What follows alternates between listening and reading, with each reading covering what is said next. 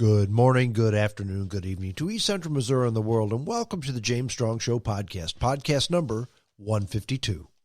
Thank you for joining us. Thank you for making us a part of your day. I appreciate it.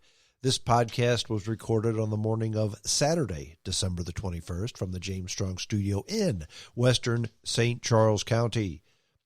Please pardon the cold. If you hear a little nasal in my voice, it's because I'm fighting a bit of a head cold, so please excuse that. No podcast last week, as you probably noticed. The trophy wife and I were taking the week off. Around Christmas time, we tend to like to go someplace, Chicago, Kansas City, someplace away from St. Louis area.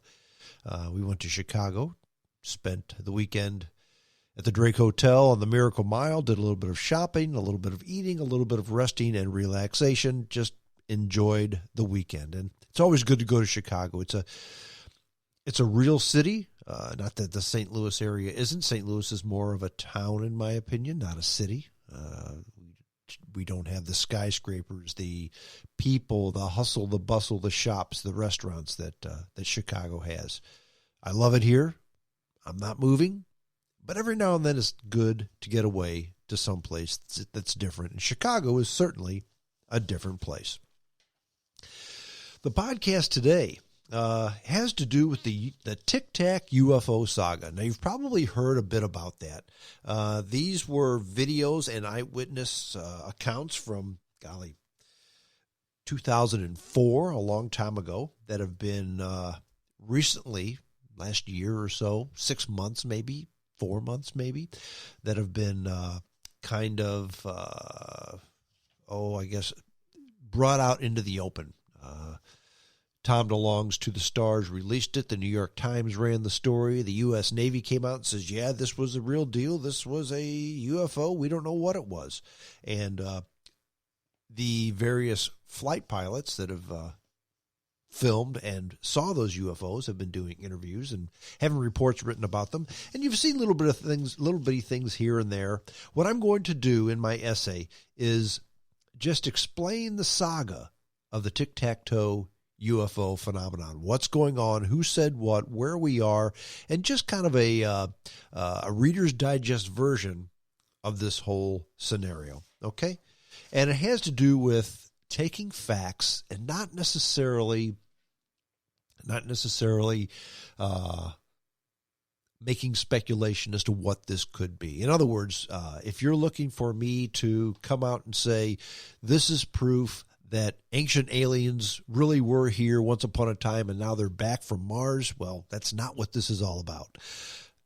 But stay tuned and you will hear what it is all about.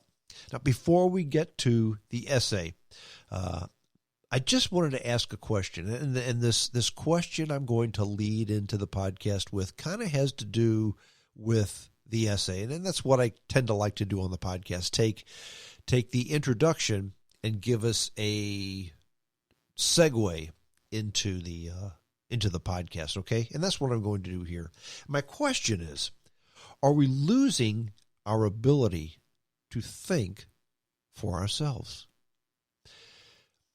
Ever since the beginning of people, the beginning of man, the beginning of what we are, we've been somewhat of a tribal type of society, okay? And there's nothing wrong with being tribal because we tend to be most comfortable around those who are most like us. Now, that's a fact. That's the way we've always been. Now, there's a difference between being comfortable around those who agree with you and damning everybody who disagrees from you. And I think recently we're tending to go more towards this is my tribe, this is my group, this is my team.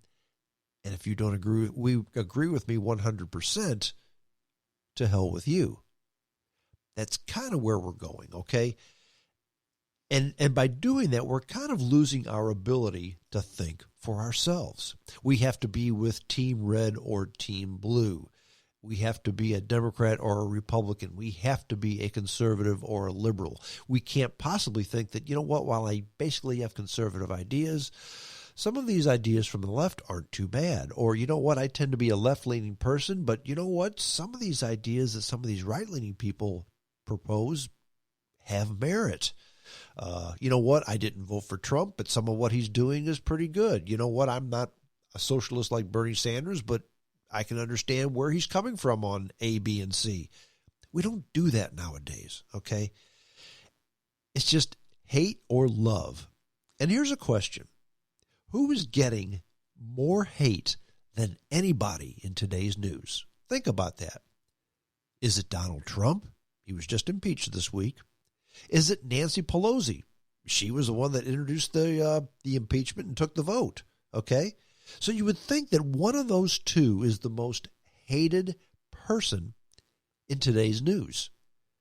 But if you thought that, you would be wrong, and here's why. While both get a lot of hate from one side or another, both get a lot of love too. There's never Trumpers and always Trumpers. There's the ones who love Nancy Pelosi for trying to get Trump out of office, and there's those that want to impeach Nancy Pelosi. She's not broken a law. I don't know why they would want to, but those are the two camps, okay? So remember, the question is, who's the most hated person in today's news? It's not Trump. It's not Pelosi. While many hate them, many love them as well. But who's getting only hate in the news, and absolutely no love from anybody in any of the media sources? Her name is Tulsi Gabbard. Tulsi Gabbard, one of the Democratic nominees for president, okay? And here's why.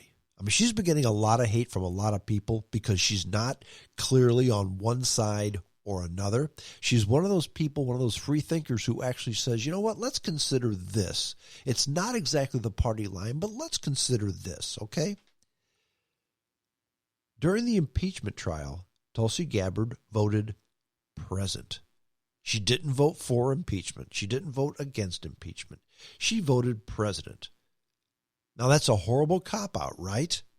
Well, actually, I kind of like Tulsi Gabbard.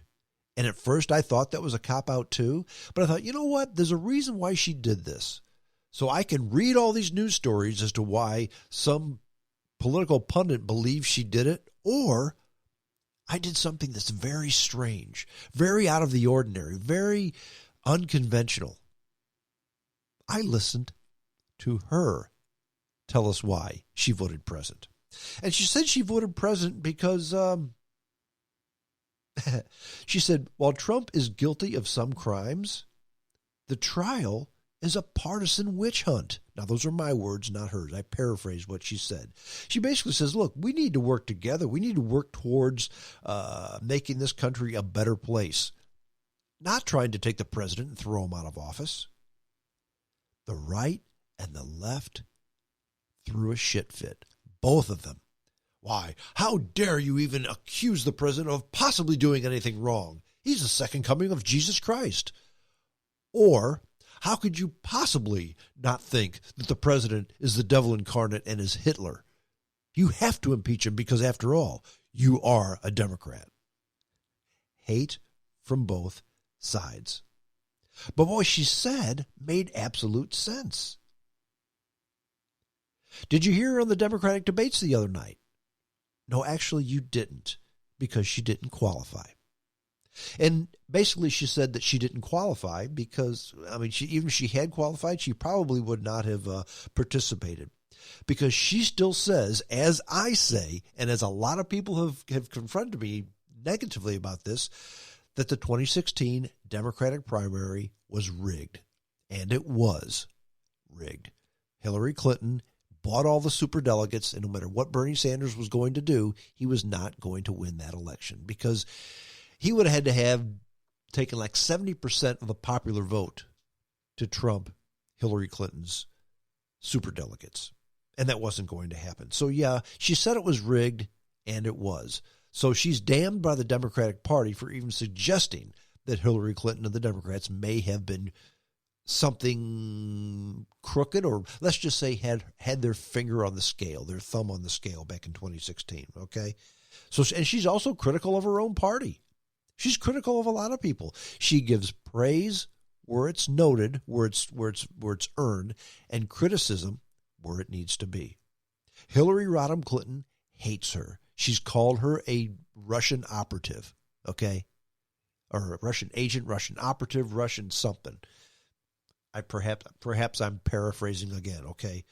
And by the way, you think to yourself, well, yeah, but she has her supporters. Yeah, she does. Tulsi Gabbard is polling at 1%. 1% love isn't so good. 99% hate, 1% love. Tulsi Gabbard is a woman. She's a minority. She's a Hindu. She's not even a Christian. So she would be our first non-Christian president. And no, Obama was not a Muslim. He was a Christian as well. She's a soldier, and she's a soldier who actively serves in the military as we speak in the reserves. And she's critical of the military. Actually, she's not critical of the military. She's critical of the government in their nation building. In other words, she's against the military-industrial complex. And she's a free thinker. You would think that would raise her standings in the poll. Woman, maybe. Minority, definitely. Hindu, probably. Soldier, maybe. But free thinker? No. Number 5 sinks her completely. Because do we really want a free thinker running for president? Or we just want somebody who wants the status quo to do what the party wants them to do? So, perhaps we are losing our ability to think for ourselves. Or maybe my girl Tulsi Gabbard would have had more than 1% in the polls. Which leads us into the Tic Tac UFO saga. Now, how in the name of all that is good are you going to segue from Tulsi Gabbard into the Tic Tac UFO saga? How are you going to do that, Strong? Pardon me, still fighting this cold. Let me take a sip of water here. Well, it has to do with free thinking, and it has to do with looking at the facts only, okay, and forming an opinion based in those facts, okay?